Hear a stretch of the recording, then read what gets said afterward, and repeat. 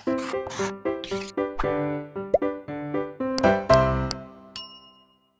Students, welcome back to Blueprint Digital. आज की इस वीडियो में हम कॉकरोच के परिसंचरण तंत्र यानी कि सर्कुलेटरी सिस्टम ऑफ कॉकरोच के बारे में पढ़ेंगे।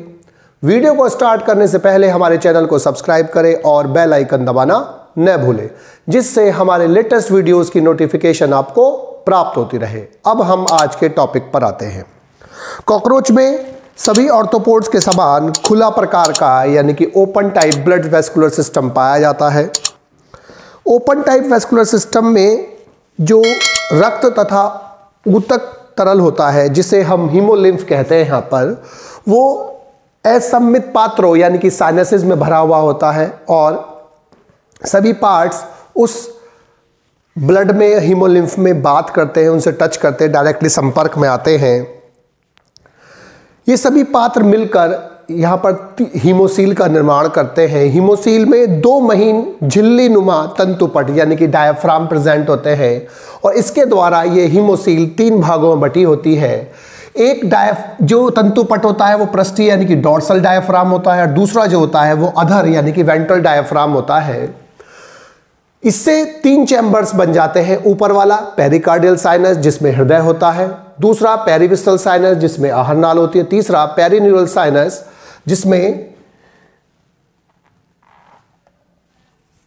जिसमें नर्व कॉर्ड उपस्थित होती है यानी कि तंत्रिका रज्जु प्रेजेंट होती है। इसमें आहार नाल उपस्थित होती है।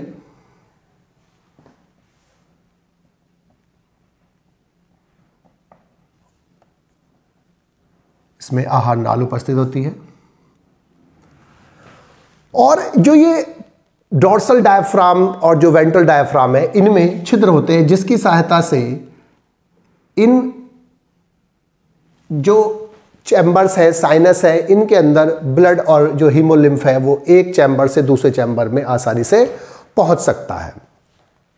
पेरिकार्डियल साइनस में इसका हृदय प्रेजेंट होता है जो 13 खंडों का बना होता है और जो 13 खंड हैं ये उल्टे कीप नुमा होते हैं और ये स्पंदनशील होते हैं, अर्थात इसमें कॉन्ट्रैक्शन हो सकता है। इनके पश्च पार्श्व तल में यानी कि पीछे की तरफ पार्श्व दिशा में छिद्र होते हैं जिन्हें ऑस्टिया कहते हैं और इन ऑस्टिया की सहायता से ये एक जो ऑस्टिया होते हैं वो एक जो तरफा कपाट की तरह काम करते हैं और इससे क्या होता है कि रुधिर को पेरिकार्डियल गुहा से हृदय में तो जाने देते हैं लेकिन हृदय से वापस पेरिकार्डियल गुहा में नहीं आने देते।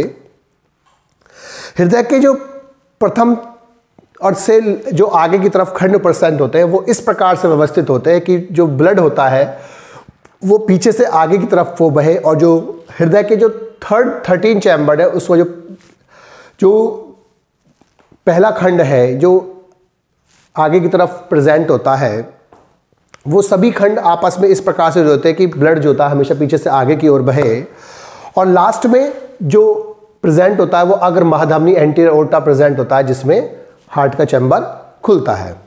प्रत्येक खंड में एक जोड़ी यानी कुल मिलाकर 13 जोड़ी पंखनुमा एलेरी मसल्स एलेरी पेशियां पाई जाती हैं जो पृष्ठ तंतुपट यानी कि ये डॉर्सल डायफ्राम है, पृष्ठपट जो तंतुपट है उसको टरगाइट से जोड़ती है और संयोजी ऊतक के द्वारा ये पेशियां हृदय कोष्ठों की भित्ति से जुड़ी रहती हैं।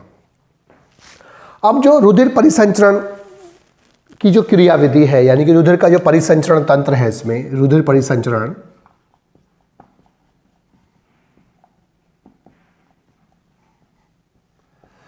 रुधिर परिसंचरण यानी कि ब्लड सर्कुलेशन में तो इनका जो ब्लड सर्कुलेशन होता है वो एलेरी मसल्स जो होती हैं उनके संकुचन यानी कि कॉन्ट्रैक्शन यानी कि सिस्टोल और अनुशिथिलन यानी कि डायस्टोल और रिलैक्सेशन के कारण होता है और हृदय में उत्पन्न स्पंदन और श्वास गतियों के कारण होता है। जब एलेरी मसल्स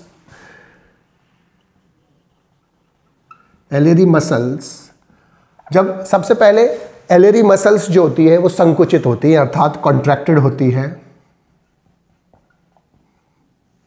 तो एलेरी मसल्स के कॉन्ट्रैक्शन से तो जो हृदय आवरणी कोटर है यानी कि जो पेरिकार्डियल साइनस होता है उसका जो है आयतन बढ़ता है तो पेरिकार्डियल साइनस का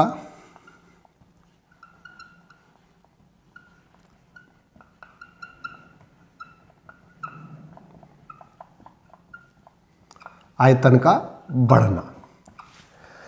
और जब पेरिकार्डियल साइनस का आयतन बढ़ जाता है तो अब इससे क्या होगा कि जो ब्लड होगा या हीमोलिम्फ होगा वो यहां से निकलकर यहां पहुंच जाएगा इसका।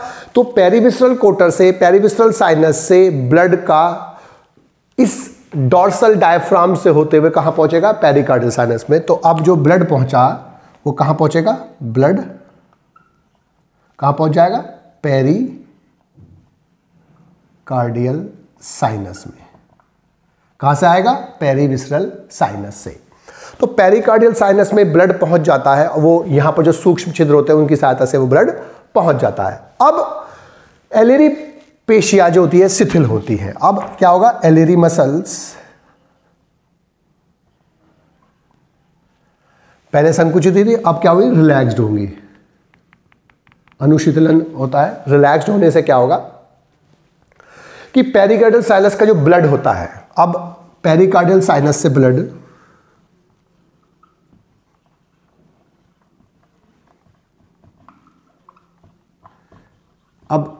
जो होता है पेरिकार्डियल साइनस से जो ब्लड होगा अब वो ऑस्ट्रिया के द्वारा हार्ट में पहुंचेगा, हृदय में पहुंचेगा। अब जब हृदय के कोष्ठकों में, यानी कि हृदय कोष्ठकों में भर गया, जब हृदय के कोष्ठकों में भर जाता है तो फिर वो यहां से कहां पहुंचेगा? अब इसमें वो यहां पहुंचेगा अग्र महाधमनी।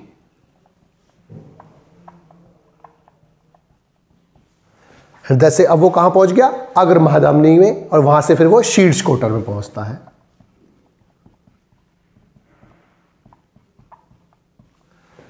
शीर्ष कोटर से अब, यानी कि इसको सेफेलिक साइनस बोलते हैं। अब यहां पर फिर सिस्टोल यानी कि कॉन्ट्रैक्शन हुआ है, और अब इसके बाद सिस्टोल के बाद अब क्या हुआ? सिस्टोल, यहां तक की जो स्थिति थी सिस्टोल थी, सिस्टोल के बाद क्या आएगा? डायस्टोल आएगा, यानी कि रिलैक्स्ड स्टेज आ गई।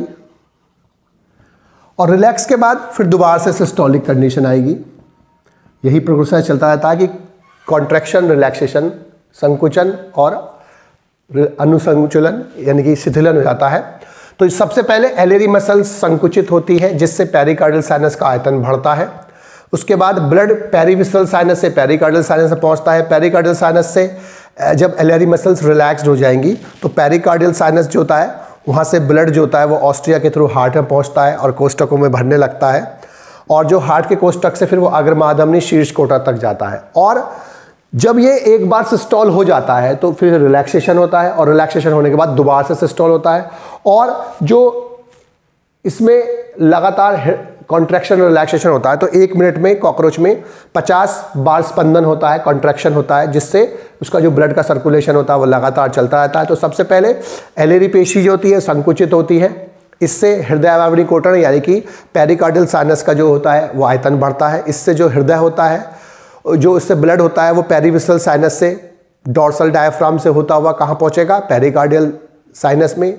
एलियरी मसल्स के शिथिलन होने के कारण अब पेरिकार्डियल साइनस का जो ब्लड होगा वो ऑस्ट्रिया के थ्रू हृदय के कोष्ठकों में भर जाएगा। हृदय कोष्ठकों से रुधिर भरने से आगे, पीछे से आगे की ओर आएगा, संकुचन होगा, और हृदय जो रुधिर होगा हृदय के अग्र महाधमनी के पहुंचेगा, और अग्र महाधमनी से वो शीर्ष कोटर में पहुंचेगा, और शीर्ष कोटर में पहुंचने के बाद सिस्टोल होगा। सिस्टोल के बाद अब फिर डायस्टोल स्टार्ट होगा, फिर सिस्टोल होगा, डायस्टोल होगा। यही प्रोसेस लगातार चलता रहेगा, और जो 1 मिनट होता है उसमें 50 बार इसमें हृदय का स्पंदन होता है। इस प्रकार से ब्लड का जो सर्कुलेशन है वो लगातार चलता रहता है। ब्लड पेरिविसरल साइनस से पेरिकार्डियल साइनस, हार्ट से अग्र महाधमनी, फिर अग्र महाधमनी से शीर्ष कोटर, और सिस्टोल कंप्लीट होने के बाद डायस्टोल, फिर दोबारा से सिस्टोल।